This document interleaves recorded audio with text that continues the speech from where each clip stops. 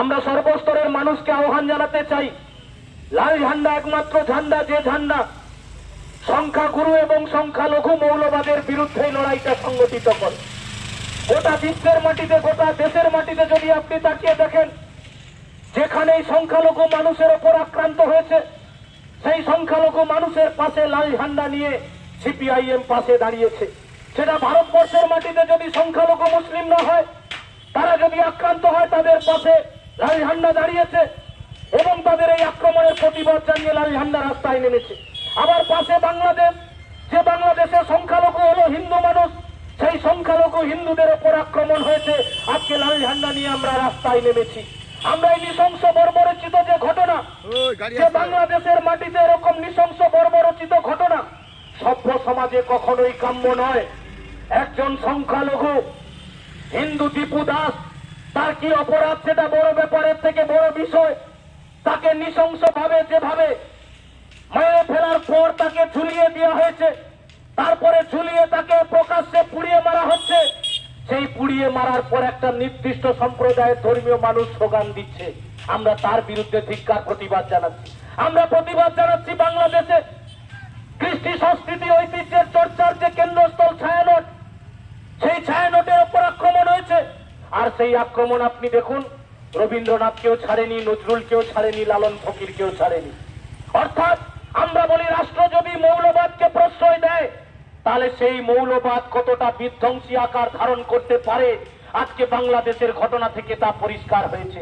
আমরা বলছি, বাংলাদেশের এই সংখ্যালঘু হিন্দু দীপু দাসের ওপর যে নৃশংস বর্বরচিত ঘটনা ঘটেছে, আমরা যেমন তার প্রতিবাদ জানাচ্ছি, আবার বিগত দিনে আপনি পিছিয়ে যান, যখন আমাদের মালদার পরিযায়ী শ্রমিক আশরাফুল্লাহ, যখন ওই যে রাজস্থানে যখন তাকে নৃশংসভাবে পুড়িয়ে মারা হয়েছিল, একটা সম্প্রদায়ের অংশের মানুষ যখন স্লোগান দিয়েছিল, আমরা তার বিরুদ্ধে প্রতিবাদ জানিয়েছি। কারণ আমরা বিশ্বাস করি, ধর্মীয় মৌলবাদ কখনোই তারা সৃষ্টিশীলতার পক্ষে কথা বলতে পারে না, প্রগতিশীলতার পক্ষে কথা বলতে পারে না। তাই আমরা লাল ঝান্ডা নিয়ে এই ধর্মীয় মৌলবাদের বিরুদ্ধে লড়াইটা সংগঠিত করি। সেই মৌলবাদ সংখ্যাগুরু মৌলবাদ হতে পারে, সংখ্যালঘু মৌলবাদ হতে পারে, এই দুই মৌলবাদের বিরুদ্ধেই আমাদেরকে লড়াইটা সংগঠিত করতে হবে। একইভাবে ভারতবর্ষের মাটিতে আপনি দেখছেন আরএসএস, বিজেপি যেভাবে ধর্মীয় উন্মাদনার মধ্যে দিয়ে মানুষের মধ্যে বিভাজন তৈরি করতে চাইছে, আর তৃণমূল তার তলে তলে সেই সাহায্যটা করে যেতে চাইছে। তাই দেখছেন পশ্চিমবাংলা সহ ভারতবর্ষের মাটিতে অস্থিরতা তৈরি হয়েছে। একইভাবে পাশের বাংলাদেশে আমরা তাই আপনাদের কাছে আহ্বান জানাতে চাই, শান্তি সম্প্রীতি বজায় রাখতে হবে। যারা বিভিন্ন জায়গায় চিৎকার করে বলে লাল ঝান্ডাকে নাকি দেখতে পায় না, আমরা তাদের কাছে বলি, লাল ঝান্ডা গাজায় আক্রমণ হলেও যেমন প্রতিবাদে রাস্তায় নামে, প্যালেস্টাইনে আক্রমণ হলেও সেইভাবে রাস্তায় নামে, আবার পাশের দেশে বাংলাদেশে আক্রমণ হলেও যেমন রাস্তায় নামে, তেমনি করে রাজস্থান হোক, আমার দেশের মাটিতে যদি আক্রমণ হয়, তাহলে একইভাবে রাস্তায় নামে। কারণ লাল ঝান্ডা নিপীড়িত, শোষিত, বঞ্চিত মানুষের পাশে দাঁড়িয়েছে, লাল ঝান্ডা আক্রান্ত মানুষের পাশে দাঁড়িয়েছে, লাল ঝান্ডা এই ধর্মীয় বিভাজনের বিরুদ্ধে রাস্তায় নেমেছে।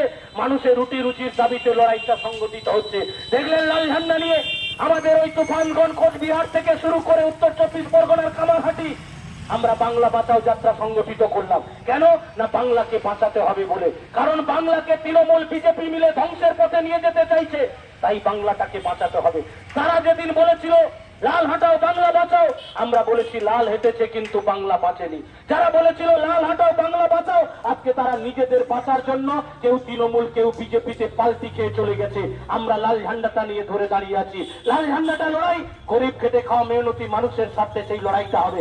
আর গরিব খেটে খাওয়া মেহনতি মানুষের যে মূল সমস্যা, সেই সমস্যাগুলোকে দৃষ্টি ঘুরিয়ে দেওয়ার জন্যই এরা মন্দির, মসজিদ আর ধর্মীয় ভাবাবেগ নিয়ে রাজনীতি করতে চাইছে। যে পশ্চিমবাংলার মাটিতে আপনি যদি বসু বুদ্ধদেব ভট্টাচার্যকে দেখেছেন, যে বাংলার মাটিতে এর আগে যদি দেখেন কৃষ্টি সংস্কৃতি ঐতিহ্যের ধারক বাহক রবীন্দ্রনাথ থেকে শুরু করে নজরুল ইসলাম, সেই বাংলার মাটিতে আজকে মন্দির হবে না মসজিদ হবে, সেই নিয়েই মানুষের মধ্যে তর্ক হচ্ছে, বিতর্ক হচ্ছে, আলোচনা হচ্ছে। চায়ের দোকানে আলোচনার এজেন্ডা কি না, ওখানে মন্দির হচ্ছে আর ওখানে মসজিদ হচ্ছে। আসলে ভুলিয়ে দেওয়া হচ্ছে যে সরকারের কাজ কলকারখানা তৈরি করা, যে সরকারের কাজ রাস্তাঘাট তৈরি করা, যে সরকারের কাজ হচ্ছে স্কুল, কলেজ, ইউনিভার্সিটি তৈরি করা, যে সরকারের কাজ হসপিটাল তৈরি করা, সেই সরকার তার মূল কাজগুলোকে ভুলে গিয়ে মন্দির মসজিদ তৈরি করবার কাজে যুক্ত হয়ে যাচ্ছে, যার ফলে আপনি আপনার দৈনন্দিনের যে সমস্যা, আপনার বাড়ির ছেলেটা বেকার আছে, কাজ পায়নি, জিনিসপত্রের দাম বাড়ছে, ছেলে মেয়েদের স্কুলগুলি বন্ধ হয়ে যাচ্ছে, স্কুলে ফিস বৃদ্ধি পেয়ে যাচ্ছে, হলদিয়া ধ্বংস হয়ে যাচ্ছে, হলদিয়া নতুন কোনো কলকারখানা নেই, শিল্প নেই, বিনিয়োগ নেই, হাহাকার তৈরি হয়েছে, আপনি ওগুলোকে নিয়ে ভাবতে পারছেন না। আপনার সামনে দাঁড় করানো হচ্ছে কি, আপনি যদি হিন্দু হন তাহলে আপনাকে বোঝানো হচ্ছে তোমার শত্রু হচ্ছে মুসলমান, আর তুমি যদি মুসলমান হও তাহলে তোমাকে বোঝানো হচ্ছে তোমার শত্রু হচ্ছে হিন্দু। অর্থাৎ মূল শত্রু পেছনে যে তৃণমূল বিজেপি জনবিরোধী নীতি গ্রহণ করছে, মানুষের বিরুদ্ধে যুদ্ধ ঘোষণা করছে, সেই শত্রুকে আড়ালে রেখে সামনে দাঁড় করিয়ে দেওয়া হচ্ছে এই হিন্দু মুসলমান। আমরা বলছি এই বাইনারিটাকে ভাঙতে হবে। মানুষের রুটি রুজির দাবিতে লড়াই, বেকার যুবকদের কর্মসংস্থানের দাবিতে লড়াই, জিনিসপত্রের যে অস্বাভাবিক মূল্য বৃদ্ধি হচ্ছে তার বিরুদ্ধে লড়াই, বাংলার মাটিতে মা বোনেদের নিরাপত্তা বিঘ্নিত হচ্ছে, মা বোনেদের নিরাপত্তা সুনিশ্চিত করবার দাবিতে লড়াই, ছেলে মেয়েদের স্কুল কলেজগুলো বন্ধ করে দিচ্ছে, 26,000 চাকরি বাতিল হয়ে যাচ্ছে, প্রত্যেক দিন তৃণমূলের চুরি দুর্নীতি তোলাবাজি লুট হয়ে যাচ্ছে। এই সবগুলো থেকে দৃষ্টিটাকে ফিরিয়ে দেওয়ার জন্যই ওরা এইভাবেই ধর্মের নামে বিভাজনটা তৈরি করতে চাইছে। আর যে বিজেপি লম্পঝম্প কথা, বড় বড় কথা, আজকে দেখছেন কি হাতে নাতে চোরেদেরকে ধরলো, গ্রেপ্তার হলো, জেলের মধ্যে গেল।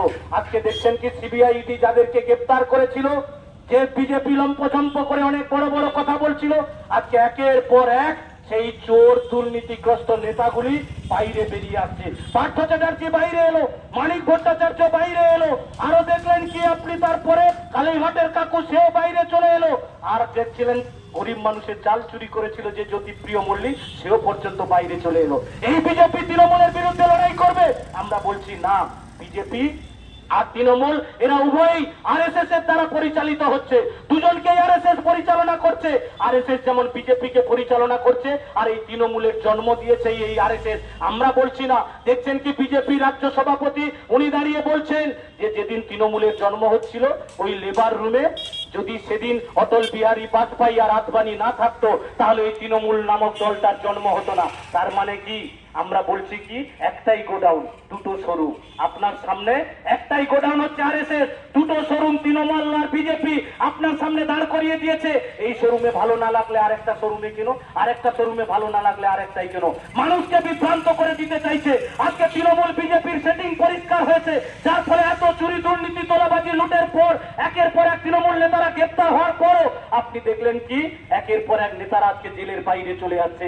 আরএসএস জানে মন্দের ভালো 5টা মমতা থাকবে ঠিক আছে, কিন্তু একটা লাল ঝান্ডাকে রাখা যাবে না, কারণ লাল ঝান্ডা যদি থাকে তাহলে বিজেপি আরএসএস এই সাম্প্রদায়িকতার বীজ বপন করে দাঙ্গা লাগাতে পারবে না, মন্দির মসজিদের মধ্যে বিভাজন করতে পারবে না, হিন্দু মুসলমানের মধ্যে বিভাজন করতে পারবে না। কারণ লাল ঝান্ডাটা তো বলে ধর্ম নয় কর্মের জন্য লড়াই করতে হবে, কারণ লাল ঝান্ডাটাই তো বলে শ্মশান কবরস্থান নয় বাসস্থানের জন্য লড়াইটা করতে হবে, লাল ঝান্ডাটা তো বলে দীক্ষা নয় শিক্ষার জন্য লড়াইটা করতে হবে। তো ওরা জানে, তাই লাল ঝান্ডাটাকে ওরা দমিয়ে রাখতে চায়, তাই লাল ঝান্ডাকে নিয়েই এই সাম্প্রদায়িকতার বীজ যারা বপন করতে চাইছে তাদের বিরুদ্ধে ঐক্যবদ্ধভাবে লড়াই করতে হবে। মৌলবাদের বিরুদ্ধে সর্বস্তরের মানুষকে ঐক্যবদ্ধ হতে হবে। সে ধর্মীয় মৌলবাদ, সংখ্যাগুরু মৌলবাদ হতে পারে, সংখ্যালঘু মৌলবাদ হতে পারে। আসুন আমাদের পশ্চিমবাংলার মাটিতে শান্তি সম্প্রীতি বজায় রাখার জন্য আমরা হিন্দু মুসলমান ভাই ভাই যেভাবে আমরা ঐক্যবদ্ধভাবে বসবাস করি, আমরা যেভাবে একে অপরের সঙ্গে মিলেমিশে থাকি, আজকে সেই পরিবেশটাকে যারা ধ্বংস করে দিতে চাইছে সেই দুর্বৃত্ত নেতাদেরকে চিনতে হবে, যারা আপনার রুটি রুজির বদলে আপনাকে ধর্মের ভেট্টি বেঁধে দিয়ে আপনাকে দাঙ্গার পথে পরিচালিত করতে চাইছে, তাদের বিরুদ্ধে লড়াইটা আমাদেরকে সংগঠিত করতে হবে।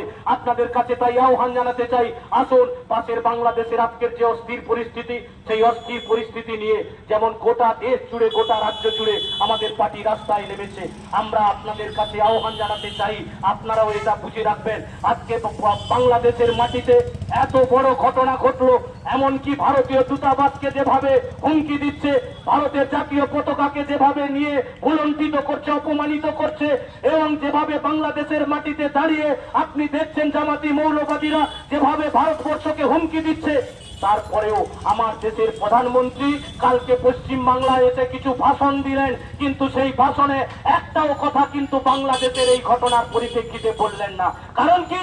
কারণ আপনাদের জেনে রাখতে হবে, মোদী এটা জানে যে তার সবচেয়ে কাছের মানুষ আদানি আম্বানিদের কোটি কোটি টাকার, কয়েক হাজার কোটি টাকার ব্যবসা চলছে বাংলাদেশে। তাই বাংলাদেশের বিরুদ্ধে মোদী যদি বলে, বাংলাদেশ যদি কালকে আদানি আম্বানিদের ওই কয়েক হাজার কোটি টাকার ব্যবসাটাকে আটকে দেয়, বিদ্যুৎ ব্যবস্থাটাকে যদি বন্ধ করে দেয়, ওখানে আদানি আম্বানির কপালে ভাঁজ পড়ে যাবে।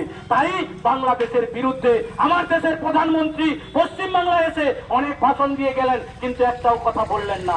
বুঝতে হবে আপনাদেরকে, আপনাকে সুরসুরি দিয়ে আপনাকে বিভিন্ন ভাবেই কিন্তু পরিচিত করতে চাইছে। তারা কিন্তু তাদের আদানি আম্বানিদের রক্ষা করবার জন্য নীরবতা পালন করছে। তাই যারা এখনো পর্যন্ত বিভ্রান্ত হচ্ছেন, আমরা অনুরোধ করব আপনাদের কাছে, এই মৌলবাদের চক্করে পড়ে গিয়ে আমার বাংলার কৃষ্টি সংস্কৃতি ঐতিহ্যকে ধ্বংস করবেন না। কারণ এই বাংলার কৃষ্টি সংস্কৃতি ঐতিহ্য রবীন্দ্রনাথ ঠাকুরের, যে রবীন্দ্রনাথ ঠাকুর বলেছিলেন, সময় তুমি হার মেনেছ রক্তদানের কাছে, রহিম চাচা রক্ত দিলে রামের জীবন বাঁচে।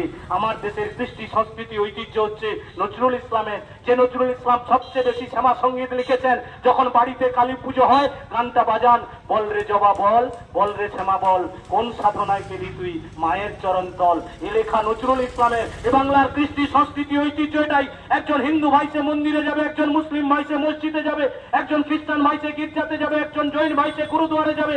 আমার দেশের কৃষ্টি সংস্কৃতি ঐতিহ্য এটাই।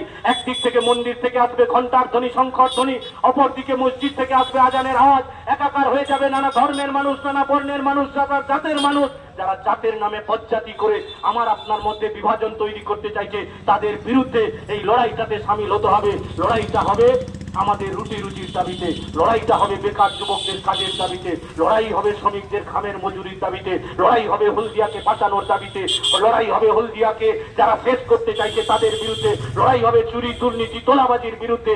এই লড়াইটাতে লাল ঝান্ডা ছাড়া আর কেউ এই লড়াইতে সামনের সারিতে থাকতে পারে না। তাই আপনার অভিজ্ঞতার মধ্যে দিয়ে যাচাই করে দেখবেন, যারা নাটক করে বোঝাতে চাইছে তৃণমূলের বিরুদ্ধে লড়াই করবে, আমরা বলছি ওরা জীবনে কোনোদিন লড়াই করতে পারে না, আর পারবেও না। তাই আসুন লাল ঝান্ডাকে শক্তিশালী করে নিয়ে একদিকে সংখ্যাগুরু সংখ্যালঘু মৌলবাদের বিরুদ্ধে ঐক্যবদ্ধভাবে লড়াই করতে হবে, বিভাজনের রাজনীতির বিরুদ্ধে মানুষকে ঐক্যবদ্ধ হতে হবে, রুটি রুজির দাবিতে মানুষকে সামিল করবেন। সেই আশা প্রত্যাশা রেখে আগামী দিনে এই এলাকার মানুষকে সংগঠিত করে নিয়ে লাল ঝান্ডার যে হিত গৌরব তাকে পুনরুদ্ধার কাজে আপনারা সহযোগিতা করবেন, এই আশা প্রত্যাশা রেখে আপনাদের ধন্যবাদ, অভিনন্দন, লাল সালাম, কৃতজ্ঞতা জানিয়ে আমার কথা শেষ করছি। ইনকলাব জিন্দাবাদ, সিপিআইএম জিন্দাবাদ।